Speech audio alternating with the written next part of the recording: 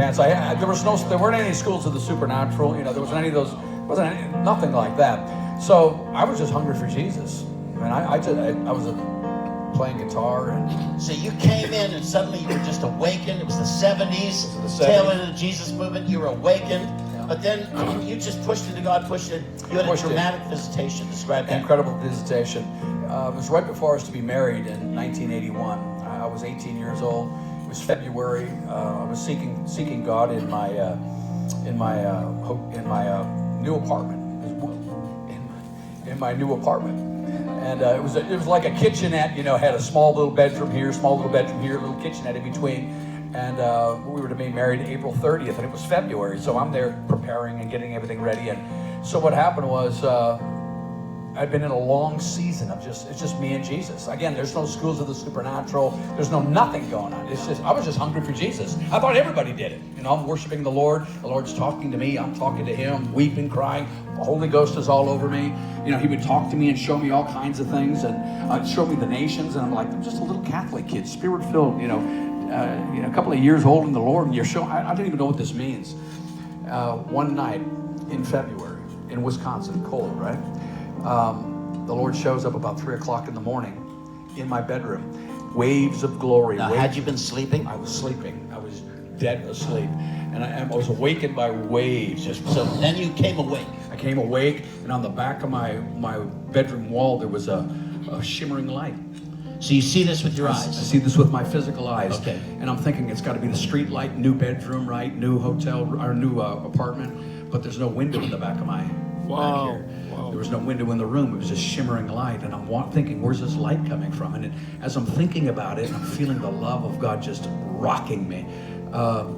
It turns into a rainbow. And I'm thinking, there's a rainbow on my back wall in the power of God. The love of God is just sweeping over me. And I'm thinking, where's this rainbow come? It's got to be a prism, and it's light refracting. I'm trying to figure it out in the natural. Not happening. And while I'm trying to figure this out, I see this hand, and it literally had a feather. It was a pen, and it wrote in supernatural light, "I love you, Jeff." And it was the Lord. It was the Lord in the promise of the rainbow. And I'm thinking, I'm seeing my name in lights in the promise on my back wall. Catholic kid, saved 2 years. And I'm thinking, what's going on? Am I dreaming? And I know I'm not dreaming. And as I'm looking at it, thinking about this, just weeping as the love of God is rocking me, it turns into a stadium. So the wall now turns into a massive stadium. That rainbow turns into a stadium, and it's a television on my back wall, because the Lord is telling a vision about what my ministry is going to be. And I'm looking at the stadium, and I'm seeing fireworks coming out of the top of the stadium. And every time it does, it wasn't just the explosion of fireworks, it had healing in Jesus' name. Hallelujah. Miracles. And every time it did, the whole stadium would go. And I don't know anything about stadium ministry, you know. I know nothing about it. And I'm watching this happening. I'm weeping as the love of God is just rocking me. And the next thing that happened was it's like the Lord turned the channel. And I saw myself standing in a stadium, or saw myself standing in a crusade ground, in a ground in Africa, because it's like 100,000 people. And I'm seeing black faces, and I see myself standing on stage, and there's a band, you know, and there's a man that's laying on the stage, and he's dead. And I literally watched myself. Jesus. I watched myself walk up to that man, stand over the top of that man, and rebuke the spirit of death in Jesus' name. And the man got up, and the crowd went, and people came forward and gave their lives to Christ. The Lord was showing me the essence of my ministry, which we are doing crusades, and we've done stadiums, and we're going to do even more stadiums. So that all happened. Now, so you saw the hand, you saw a feather, you saw the rainbow, you saw like a television. Right. Did you see Jesus, any more of him? I didn't see, no. Okay. But that was the Lord. And this lasted for what, an hour? I don't even know. It seemed like forever. And it indelibly marked you. Yeah, it indelibly marked. And fast forward 82 or so, you meet John Wimber and you meet Lonnie Frisbee. Yep. Lonnie Frisbee activates you. Yep, I went to Brooklyn, New York. We were working with Teen Challenge, David Wilkerson, and I was there viewing the program. And what happened was, this was like months after I had this encounter, and So we're there viewing the program because we did a lot of stuff on the streets. And this hippie van, that's probably the best way I know how to explain it, showed up, and they had this whole group of people came from South Africa. This white-haired guy named John Wimber, and this other long-haired freak, with a leather jacket, Lonnie Frisbee, and about 70 other people, young people that had just been saved. And they were coming back from South Africa talking about crusades that they had done there, and the miracles that happened. And Lonnie walked right up to me and said, "Hey," because I had my guitar with me, I was a worship leader. He said, "We're going to do a bunch of meetings in Brooklyn. You and this white-haired guy, you're going to lead worship, and I'm going to preach." I was like, okay, whatever. It's God's setup. So we did 5 nights of miracle meetings, and I saw things happen. Literally, John was singing songs like In His Time. I mean, this was John Wimber before he was John Wimber. Who managed and produced the Righteous Brothers back in the 70s. Yeah, so that was John, and I'm leading worship with this. I just got thrown into the mix. And 5 nights of miracles, 5 nights of incredible things. And I saw things, I didn't even know if I believed what I was seeing, I didn't even know if I believed it, but there were demons coming out of people on the floor manifesting. And on the last night, Lonnie, we're leading worship, and Lonnie, he turned to me on stage. Dave Wilkerson's there, Don Wilkerson, all those guys are there, and 400 or 500 people. And he said, "Jeff, you've been running from God." I said, "I'm running from God. I'm standing here with my guitar, on stage." He said, "Come here." So I took my guitar off, put it down, and I remember walking over to him. It was so surreal. And I got to about 4 or 5 feet from Lonnie. Now you need to understand, he was the catalyst behind the Jesus movement. He was the guy. The Jesus movement. Southern California. Southern California, Calvary Chapel, the Jesus People movement. This is Lonnie, a miracle working machine. I walked up there, I got about 5 feet from him, and I stopped because the hair on the back of my neck stood up. And he said, "Don't worry, that won't hurt you." He said, "That's the Holy Spirit." He said, "Come here." And I took a few steps further, and I was electrified. He said, "Stick your hands up." So I stuck my hands up. And when I did, it was like I got whacked with a 220. He never touched me. And it was like electric power. And I shook and shook and shook, and that's the last thing I remember. And I shook for weeks and months after that. But something happened. That was my connection. But he prophesied my healing ministry. He prophesied my international ministry. I'm 18 years old, Catholic kid, saved in a couple of months. He prophesied everything that Jesus showed me in the vision on my back wall. Amen. So that was my introduction to John Wimber and Lonnie Frisbee.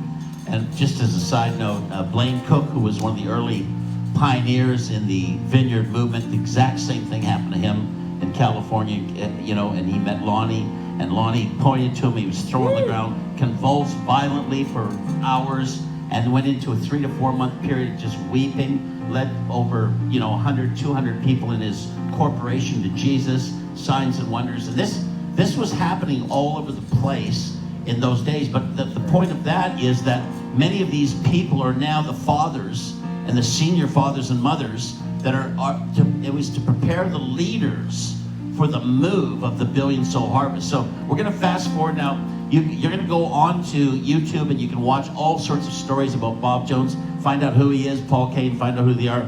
But what many of you don't know is the last hours of Bob Jones' life. We were happened to be in Lindale, Texas, preaching. It was February 14th, 2014. And that morning we heard the news that Bob Jones had just gone into the presence of Jesus on February 14th. Of course, Valentine's Day. Why? Because he always said, "I'm his Valentine." And he always says, "I'm getting prettier every day."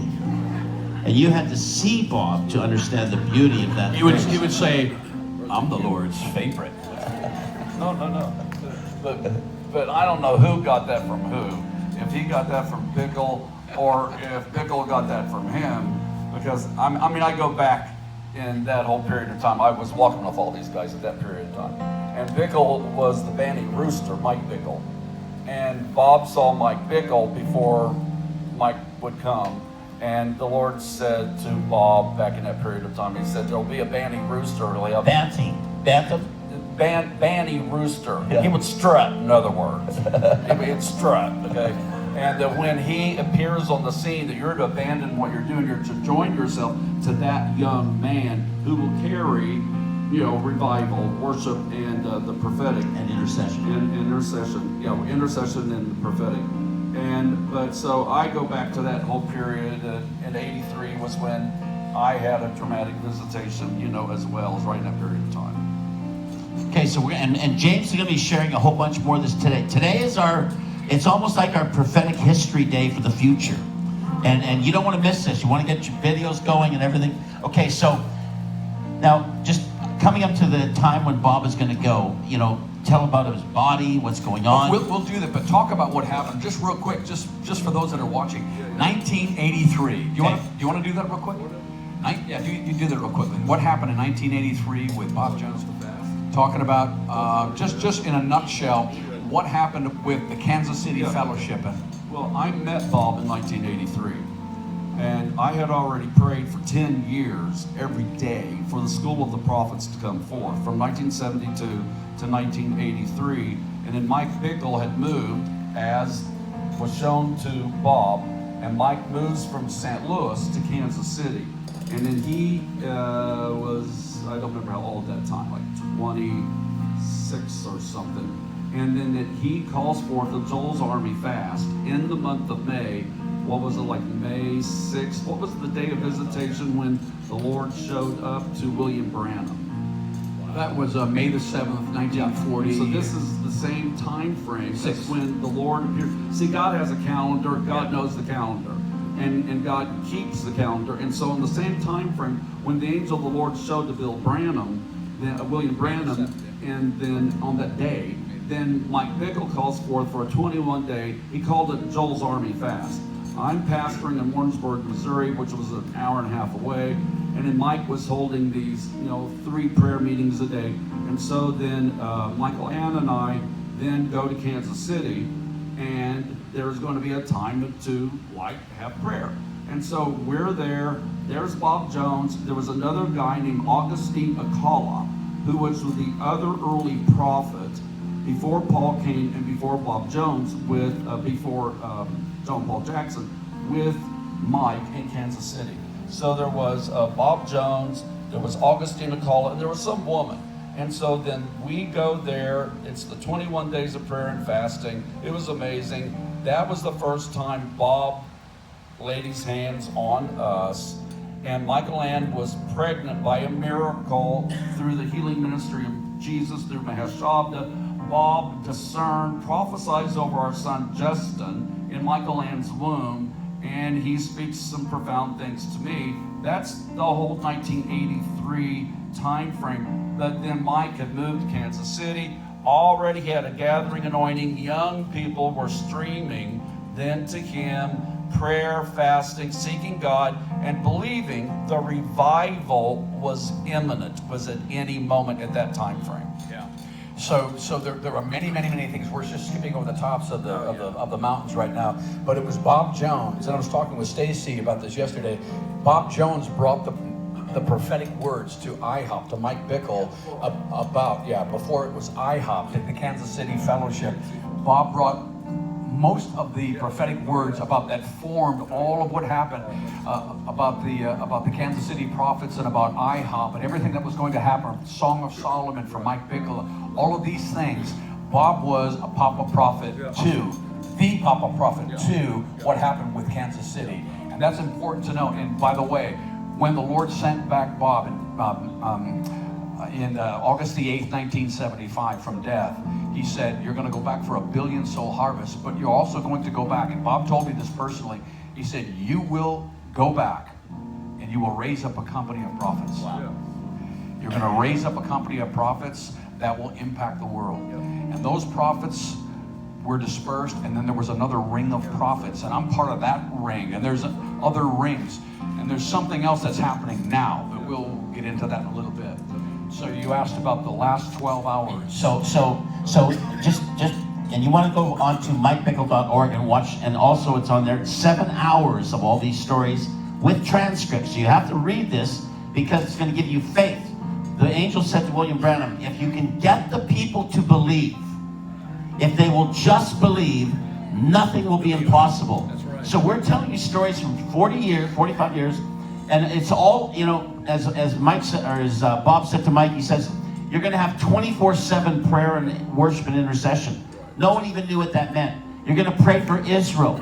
He says, the Asians are going to watch prayers coming out of Kansas City with televisions, small television sets with no plugs.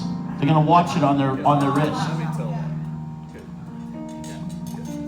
So, I was in many of those gatherings firsthand, so I know the stuff firsthand, not just second or third hand. So there is we're doing real fast, so there's a little bit of jumbling. This happened then, this happens later, and all that. But Bob was given 3 signs that would happen before the billion soul harvest would begin. And the 3 signs, and he does this publicly, and people didn't have a clue what Bob was talking about. And even when Bob shares this first time, people, it's like, because the first thing was that Bob said was there'll be an abortion pill will be perfected, that, you know, through a pill that women will have abortions. And Mike Bickle and the crew, looked like during the interviews, didn't even think Bob even knew what the word abortion meant. And so, and this is like in the 83, 84 period of time. And so that was one of the signs. So first of all, I want to say, those are negative signs in that sense. Yeah. But if we'll wait, the third one was extremely positive. And so the first one was about a pill would be perfected for abortions. The second sign was that gender confusion would happen in the nation, and that same-sex, not just attraction, same-sex marriage would become legal. Now, of course, And promoted. Yeah, legal obviously opens the door that it's beyond promoted.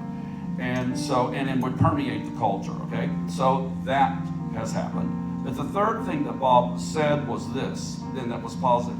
He said, laborers in the rice fields of China will be watching 24/7, 365 worship on unplugged television sets on their wrist.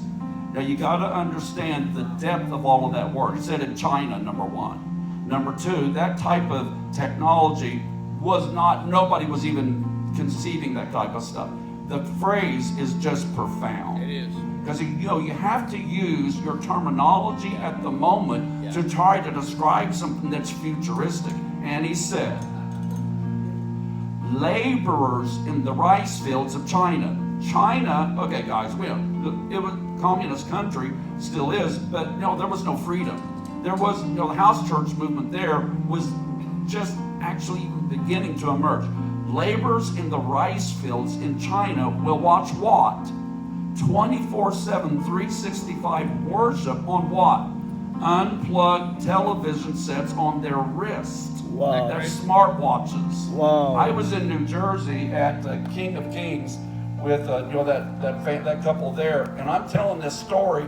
This guy is a Wall Street, the co-senior leader is a Wall Street trader. He takes his smartwatch off, throws it up on the platform to me, which I typically wear it every day, and he gives it to me as a sign of a fulfillment that it was now the beginnings of, because the third sign had come. They were sequence of 3 signs of what? Of when it would begin. Now people misinterpret this one too. The beginning, not the fullness of the harvest, the beginning of the 1 billion soul harvest, especially of youth. The other thing that also gets mistold or interpreted by people is that Bob would see it all himself. What Bob was told was that he would anoint the leaders. Now, because again, I was like these guys in a lot of behind the scenes, not just the public. But the way I understand it, then by conversation, was that Bob would be used as one of the people to anoint the leaders who would become fathers and mothers, who would become the grandfathers and the grandmothers. That's right. And it would be 3 generations in a generation, 3 generations in 8 generations, then that would see. I'm going to interject and say, we see in part, we know in part, we prophesy in part, and we exalt the word about 1 billion soul harvest. I personally have come to this conviction. That is not the final harvest. That will be the greatest harvest that the earth have seen to that point in time. That I don't believe personally anymore. I have prayed into this for a long time. I don't believe anymore that Bob saw the final harvest. Bob saw the great harvest, is the way you would call it, the greatest harvest unto that point in time. I don't believe it's the final. I believe it's the greatest to that time, and then it prepares the way for another greater outpouring and harvest that is literally global in Jesus' name. Yeah, I completely agree with that. Amen. It's, Amen. 100%. So we come to the last day. No, it's so important, folks, that we don't limit this prophetic revelation to 1 billion souls. Okay, because like how many have actually come in? Well, a lot already. So I'm just going to be here to declare we honor, but we build on. That becomes a floor to the next generation's ceiling, or the ceiling to the floor. And then because I don't believe, because now it's like when he gave the word, there was only 4 billion people in the earth. 4.1 billion. Well, there's like 7, 8 billion or whatever now. And so let's say maybe 3 billion. Let's triple it, because it's going to be a great harvest that's going to lead to a greater, perhaps, final harvest. Amen. Come on. So let's go now. So Bob is about 85, 86. He's in his last hours, the last 24 hours of his life. And you are privy to really what happened, what took place. Go for it. Well, yeah, there's a lot to it. We don't want to get into all of the, all the things that happened. There's a lot here. And for the sake of time, I want to talk about the last 12 hours. And I was a part of a group of 12 prophets, and that have come together by vision and by dream.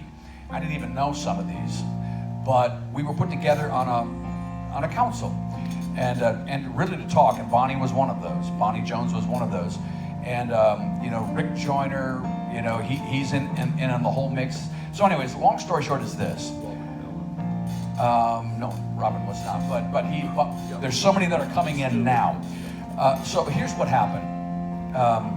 The last 12 hours of Bob's life, and I've spoken with Bonnie, I've spoken with Rick in great detail, Robin McMillan, there's others that have been involved in Bob's life. Now, Bob suffered with, he was diabetic, for years and years and years, and he had been going steadily downhill. There were times that he could barely get out of his room to come and minister. He'd have to wear gloves because of the arthritis and the blood condition. He was cold all the time, and he did hear. His bones were brittle, and so in February, early February, Bob broke his leg. His bones were so brittle, he literally standing on his leg, his bones snapped. And that's what put him into the hospital.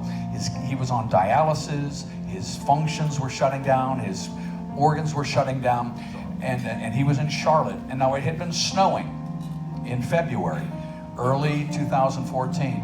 Bob is in the hospital. And again, Rick is coming into Bob and to talk with Bob on the 12th and the 13th and the day of the 13th, and they're there in the room, and Bob is slipping in and out of consciousness. Bonnie is there the whole time. Rick would be in the room, Robin McMillan, others, and Bob would be slipping in and out of consciousness, and he would wake up and he'd say, "Oh, make sure you tell this person this, make sure you tell this person this, and make sure." And Rick was like, "Cut it out, Bob. Just stop it now. Look, you don't have to keep going on. You let go, Bob. You've run the race, You did excellent, Bob. You ran the race. Just let go. You can go now, Bob. You don't have to." And I really believe Bob was hanging on for us. He hung on a lot longer than he probably would have hung on, but he was hanging on for us. And he felt like he was a pop, and that's what real pops do. Make sure you tell this person this. Make sure you tell this person this, and do this and like do Jacob. Yeah. He was hanging on, and Rick said, "Just let go, Bob. You don't have to hang on anymore." And Rick said, a big smile came on his face, and he would go under again. He was passing out and slipping in and out of consciousness. And he would wake up and he'd say, "Bonnie, Bonnie, Bonnie." And Bonnie said that he would reach up and wipe his face, and he would pat her face. And this was on the late afternoon of the 13th. And so Now, it had been snowing. The hospital administrator of this hospital, when it snows in North Carolina, everything shuts down, right? Just like it does in Tennessee, everything shuts down. If a dusting comes, man, the grocery store runs out of milk and bread, just the way it is. So, but this hospital administrator, it had been snowing in Charlotte. His job was to make sure that the hospital was fully staffed. So he was picking up nurses and doctors and making sure that everybody got there on time to make sure that the patients were taken care of. For days this was going on. He was exhausted. On the night of the 14th, now he knew that Bob Jones was in the hospital. This is important. He's a believer. He was a believer, but he did not like the prophets. Did you know this guy later? Did you meet him later? No, I've not met him yet, but I feel like I know him. He's really connected with Rick. But nonetheless, he worked for another organization. He worked for Jim Baker. And a bunch of stuff happened there, and he had gotten disgruntled, and he got hurt. And but now he's the hospital administrator, and he knew that Bob Jones was there, and he was probably going to die. He knew the condition of Bob Jones.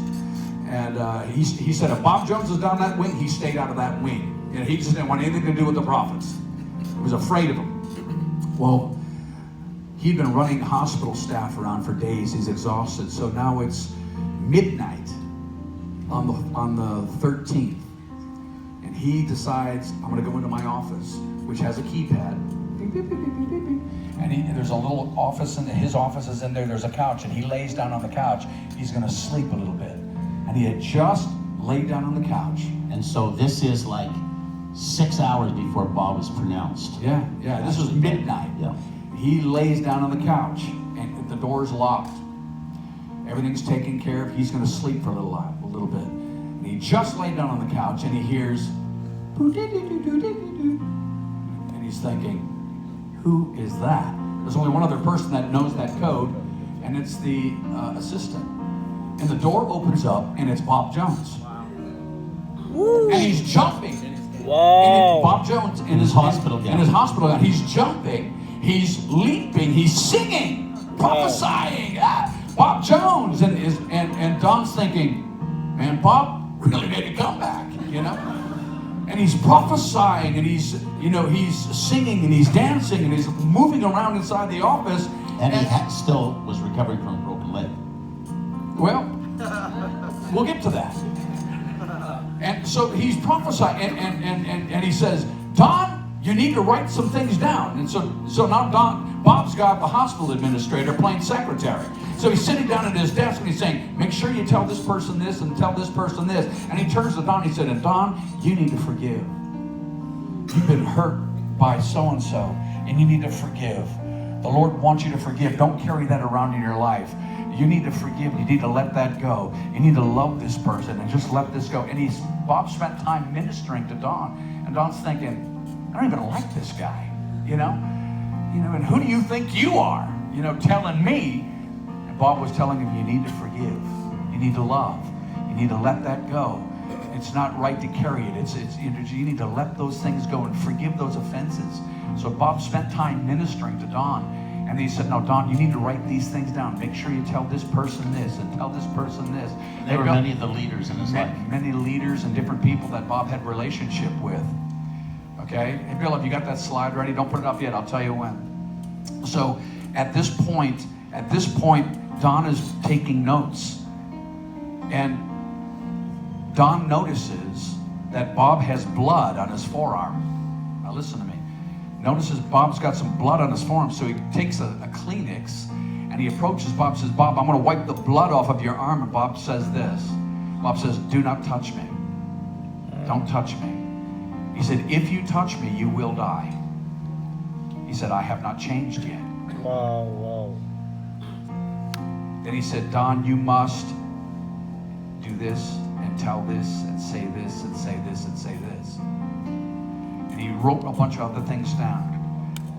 And then Bob left the room and he fell asleep on the couch. And Don fell asleep on the couch. And at 7 o'clock in the morning, the assistant came in and opened the door and said, oh, by the way, Bob Jones passed away at 6:22 this morning. And he's thinking, Bob passed away at 6:22 this morning? I was with him. He didn't say anything to her. He said, I was with him for 2 hours last night. And he went down to Bob's room, and they were just wheeling him out, his body covered on a gurney. And he's thinking, what just happened? And he goes back to his office. He sits down and he looks at the pad that he has, and he starts reading the pad, and it gets to this point. Go ahead and put that up there, Bill. And it gets to this point, and he's reading this part. If you touch me, you will die. This is Don's handwriting. I have not changed. Don, you, and then it turns into this code that nobody can decipher. That's Don's handwriting. And Don's looking at that on the desk, and he's going, what is this? What? And he had no idea he didn't write that. But that's what came out. Now, this was 2014. For years, nobody really knew, put that back up, nobody really knew what this was. Some thought, well, it's some kind of a shorthand. Some thought others, some thought something else. Nobody really could decipher it. And nobody was really, I don't know, going after it to try to figure it out. But we figured what this is. This is actually an ancient form of Aramaic. It's ancient Aramaic. This is ancient Aramaic. And I shared this last week at a church where the pastor was a Syrian last week, and he looked at it and he said, that's Aramaic. He said, but it's a dialect that I don't quite understand. He was Aramaic. He was Assyrian. You know, he understood. He said, I see aspects of it that are Assyrian. It was ancient Aramaic. It was a lost dialect. And I'm going to tell you what it says in a nutshell. Don went back and he's looking at this. He's looking at this, and it's like, that's my handwriting, but he didn't do that. Don didn't say anything for a long time. And then he finally brought it to Rick Joyner and said, Rick, you need to understand what happened. Now, listen to me. Listen to me. I talked with Bonnie. Bonnie said the hours on 2014, between 12 and the time that he died at 6:22, he said Bob was slipping out in and out of consciousness. He never got out of his bed. He had a broken leg. He couldn't move. He never left. He was there. I was there when he passed at 6:22. So my initial thought was, well, then who was this that hit the code, opened the door, and came running and jumping and prophesying? It was Bob Jones. Don said, listen, I wasn't dreaming. This was not a dream. This happened. I mean, Bob was running around the room. The shadows, he was creating shadows. This was not a dream. He was floating. I mean, all kinds of stuff was happening. And Don said, I was not asleep. This was not a dream. So my thoughts are instantly, then who was this? Bob was in his bed, but this was Bob. So was that Bob Jones? Yep. Nope.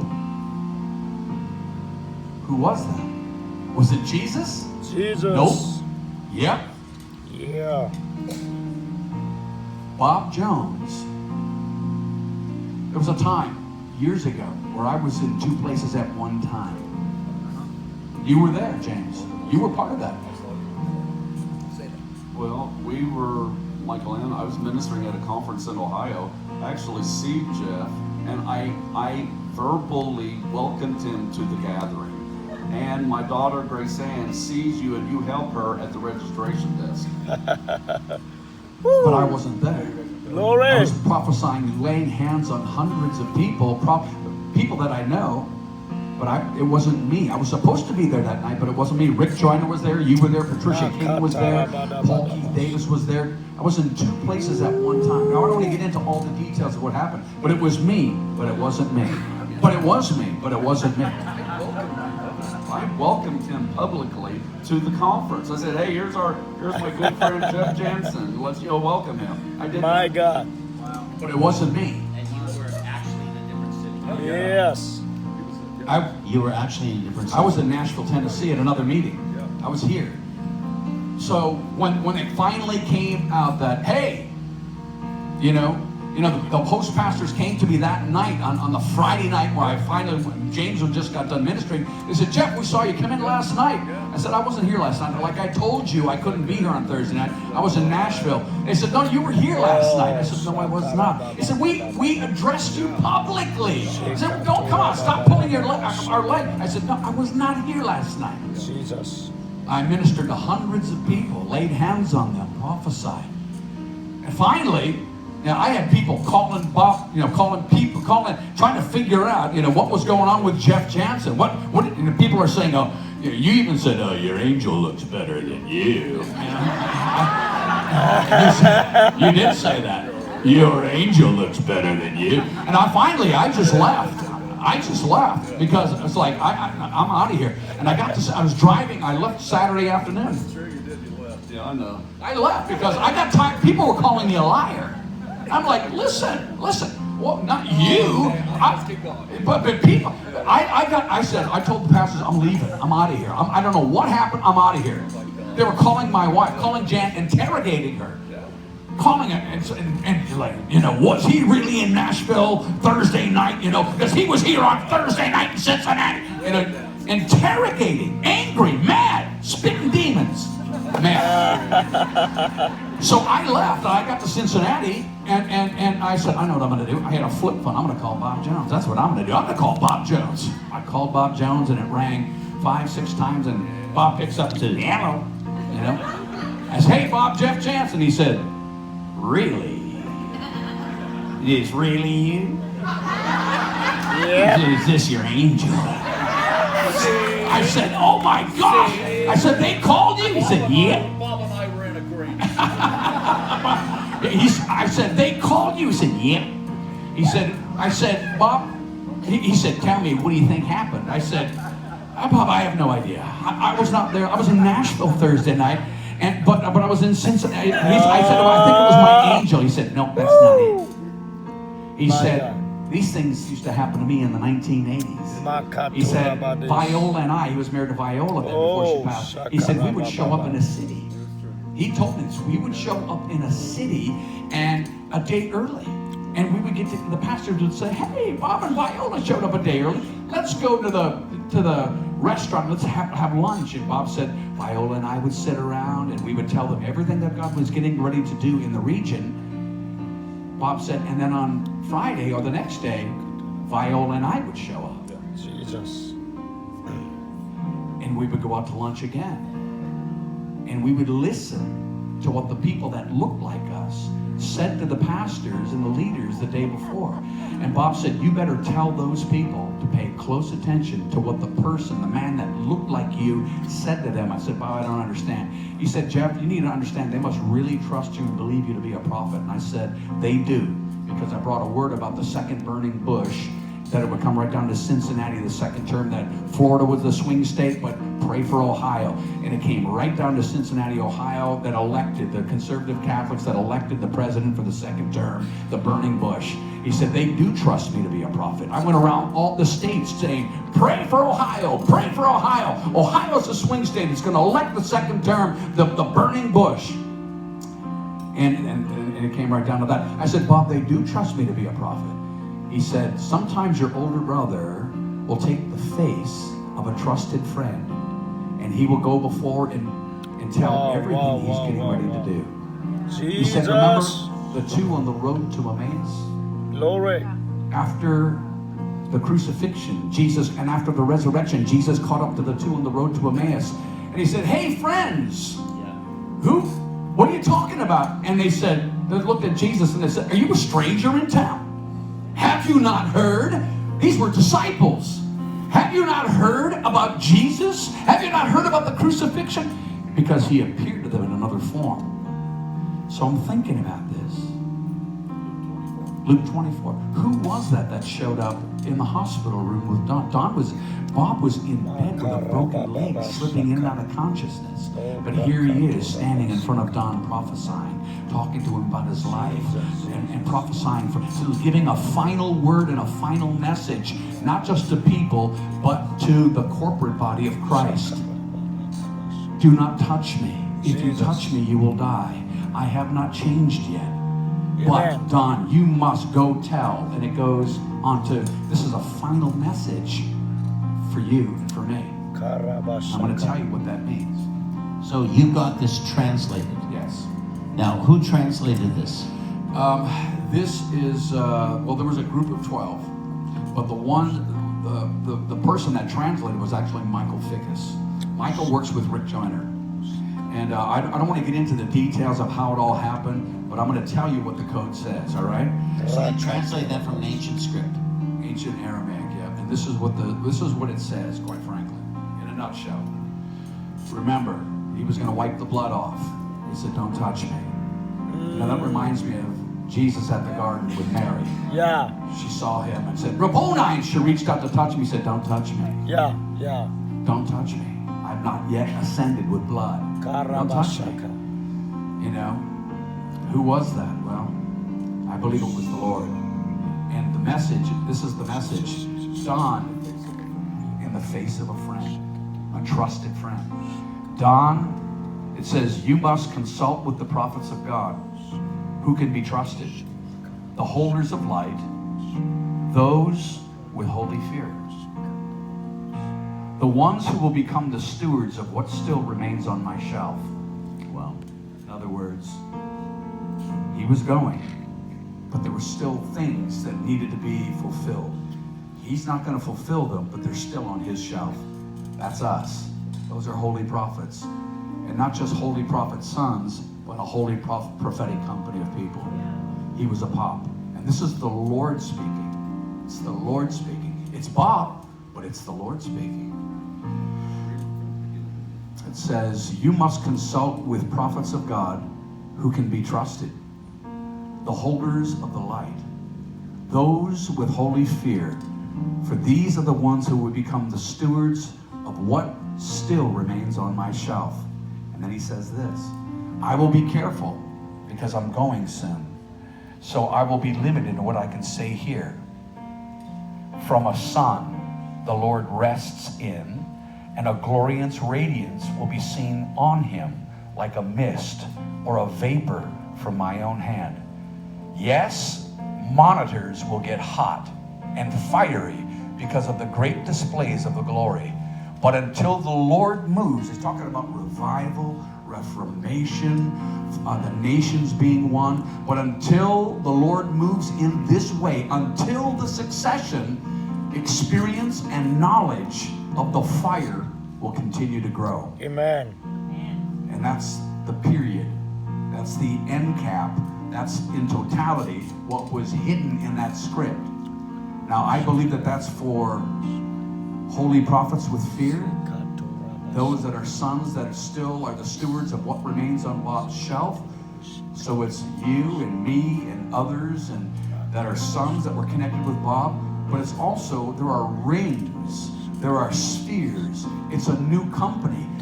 Remember now, 3 prophets that have gone. They were all Kansas City prophets. Bob, 2014. On 2:14, Elijah, 2 Kings 2:14, a double portion. He went into the ground on 2:22. John Paul Jackson, 2015, died. He went into the ground on 2:22. Paul Cain, the summation of his life. John Paul Jackson was all about dreams and visions and mysteries, dream interpretation, dream language. Bob was the lover, seer. Paul Cain passed on the anniversary of the latter-day rain, the outpouring, latter-day rains, February the 12th, 1948, February the 12th, 2019, 71 years to the day. He was a latter-day rain prophet. Luke 4:18 was his key. I don't want to get into that right now. He went into the ground on 2:22. And here's another one. Martin Luther King. Not Martin, but Martin Luther. The reformer. 500 years was ago. buried on February the 22nd. You can't make this stuff up. The Lord is saying something. It's the glory of God to conceal a matter, but it's the glory of kings to search it out. These went as seeds in the ground. What's coming, what I believe the Lord was saying through a trusted Papa Prophet friend to our generation and to generations to come is there is going to be a summation. There's going to be a consummation, and a son will be on him and in him, and you will be the stewards of what still remains on my shelf. It's about a corporate prophetic company of sons that just don't function in a word of knowledge, they function in the spirit of knowledge. Yes. It's not just in a gift of prophecy, but you are prophecy. You function in the spirit of. And this bride, this mature company of prophets, function in the spirit and the power of Elijah. I receive it. That's what I believe he was saying. And consummation of the fires, these fiery hot monitors. What's a monitor? Glory. We will steward something. The three major prophets that have gone into the ground, each carrying something specific and crazy, are going to come up with seeds of a whole new breed of prophets. I receive it.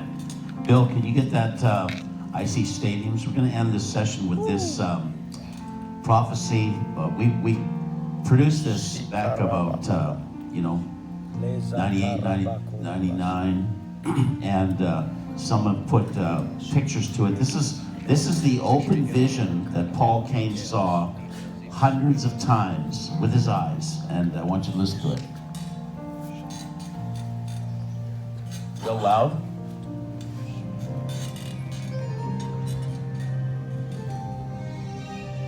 A little louder, Bill.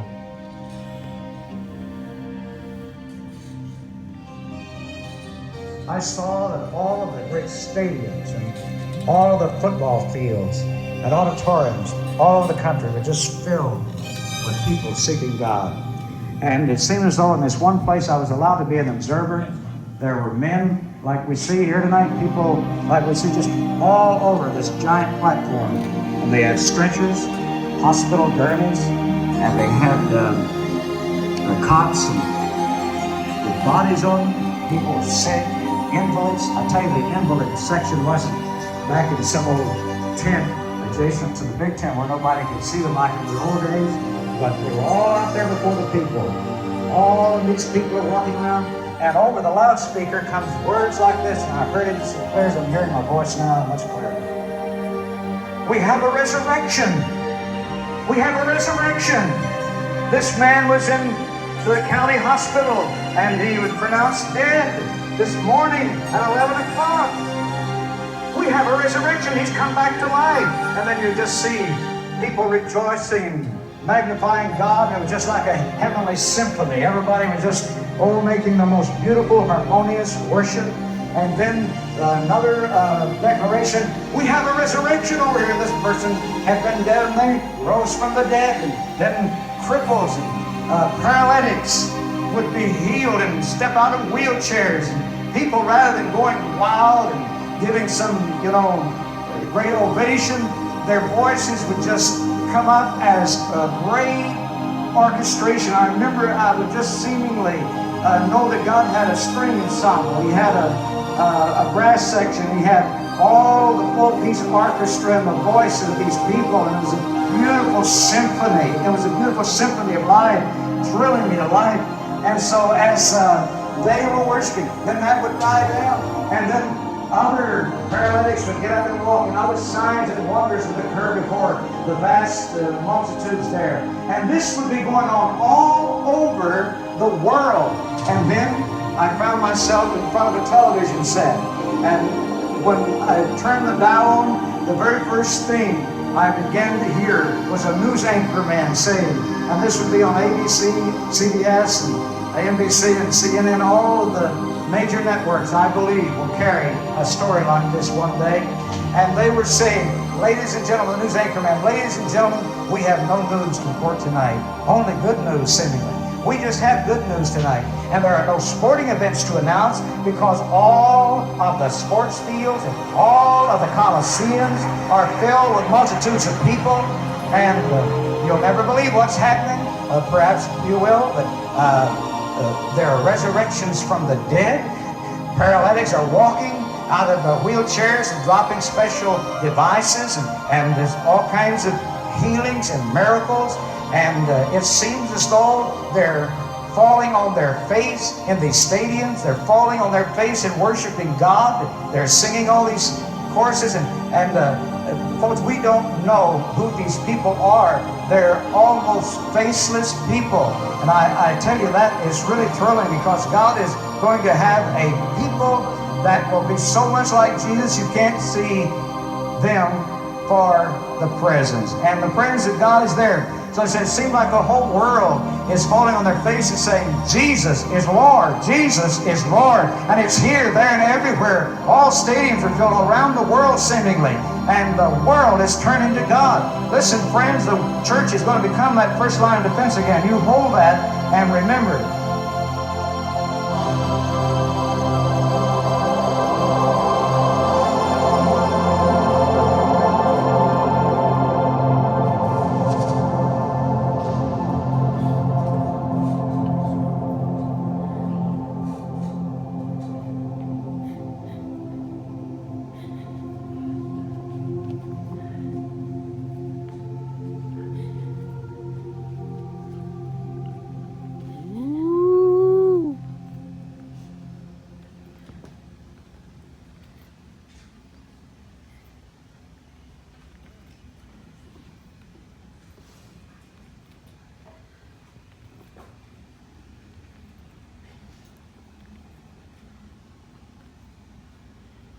Glory.